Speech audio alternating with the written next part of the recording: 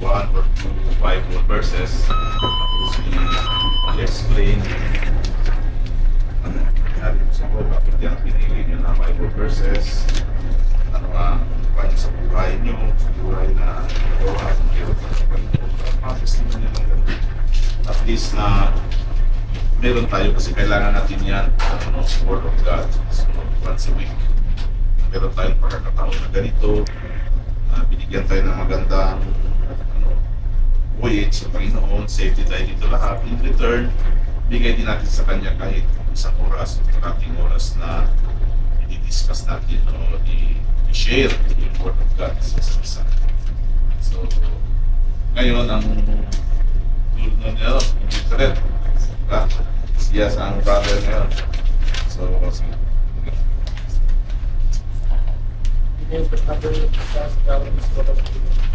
Faithful Father, we begin today by giving you thanks. Your love endures forever. It never fails. Though there are many ways in which we have failed, you have not exceeded the supply of your mercy and grace. We thank you for revealing yourself to us through your word. As we open the Bible today, we pray that we would hear your voice. We ask that your Holy Spirit would be at work, opening our ears to hear and our hearts to receive your word. May we be transformed into your likeness through Jesus Christ our Lord. Amen. Amen.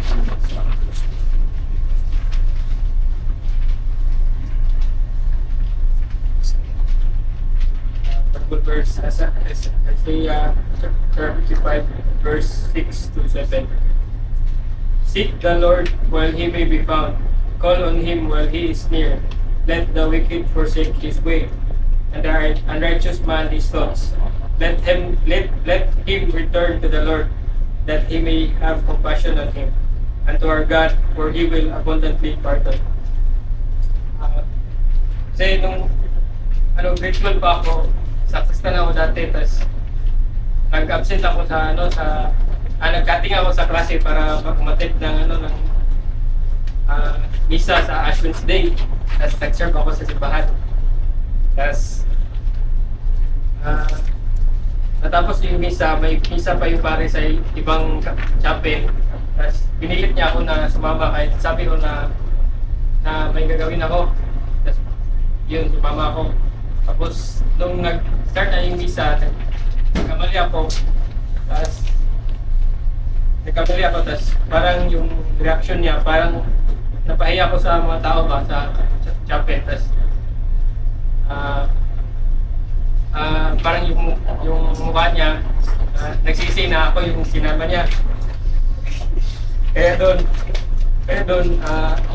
parang nagalit ako doon sa pare na yun. Pag siya na yung nagbibig sa yung pakinig. Tapos yun, ilang ay pagkatapos doon, hindi na ako nagsisimba. Nung grade 12, nung college ako, hindi na ako nagsisimba. Tapos, kahit sinasabihan ako ng nanay ko na magsimba ka.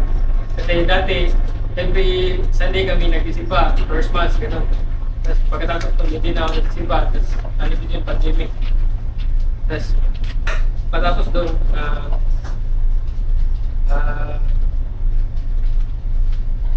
nung nag-graduate na ako ng college, doon ako lumapit ulit sa Panginoon kasi may kinakailangan ako sa kanya. Tapos, yun. Doon lang ako lumalapit kasi may kailangan ako sa kanya.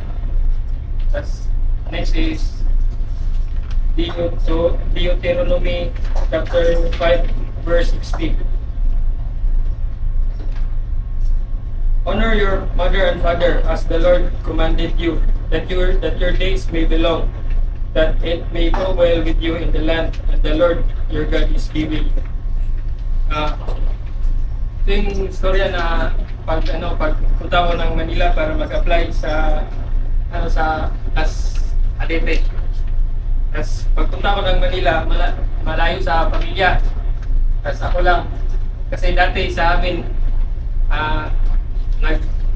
nagdepende lang ako sa mama at papa ko. Parang tamad na ganun sa bahay. Tapos Lugar. ganun sir. Kasi dati hindi ako nag-problema kung ano pa, kakainin sa table, ay sa misa, kung may bigas pa, ganun sir. Di nagluluto, di naglaluba, ganun sir. Pagpunta ko ng Manila sir, doon ako natuto na mahirap pala sir pag ako lang, pag wala yung mama at papa sir.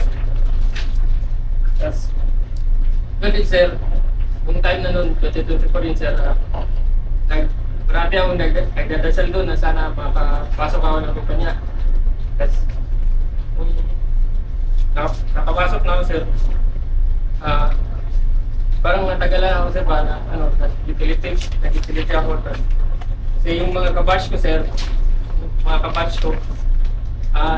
sa 11 kami lahat na pumunta doon sa Manila. Tapos nakapasok ako ng kumpanya, kaso lang, ako yung una nakapasok, kaso yung iba, matagal sila nakapasok pero mabilis lang yung lineup nila. Ganun lang kasi, parang nawawalan na din ako ng pag-asa doon na maka-line up. Pinilit ko na nag-training ako palang para sa gali training na posisyon. Tapos kasi ito din gusto ko na makasampa. Tapos matanda na yung papa ko. Tapos marami ng sakit kaya wala na income. Tapos yun, gusto ko umuwi sa amin kasi parang nawala ng pag-asa na makasampa.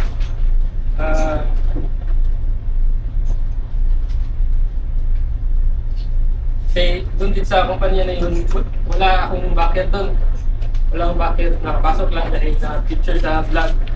Tapos parang walang ayos yung sa line-up kasi sa backer na system. Tapos pag uwi namin sa boarding house kami, may doon, ribulto ni Mama Mary at ni Jesus Christ. Pag dumadaan kami doon, parang maalay kay Jesus Christ. Kaso kay Mama Mary, hindi ako maalay. Pinagdadaanan lang, doon lang kay Jesus Christ. Pero parang nawala ng pag-asa. Parang hindi na dinidinig ni Jesus Christ yung panalangin ko sir. Tapos, kaya simula nun sir, doon ako kay Mama Mary hingi ng tulong para sa kanya, siya yung daan sir para tumabit tayo sabihin kay Jesus Christ. Yun sir, mga after 2 months sir, after 2 months na bigyan ng lineup sir. Tapos, after 2 months sir, bigyan ng lineup. Tapos, yun sir, para sa akin sir, si Mama Mary ang dahilan dahil dininig yung pananalangin ko. Ito din ang napili ko dahil na-realize ko na bago ako mahihingin o hingin, i-respeto ko muna yung parents ko at dahil nanay ni Jesus si Mama Mary, parang dahil doon nadinig yung dasal ko at ini-honor ko at i-respeto ko si Mama Mary at siya kay mama ko sir. Ngayon sir, may allowance na ako, binibigyan ko na yung magulang ko balik lang para lang makawawi din sa action nila. Thank you.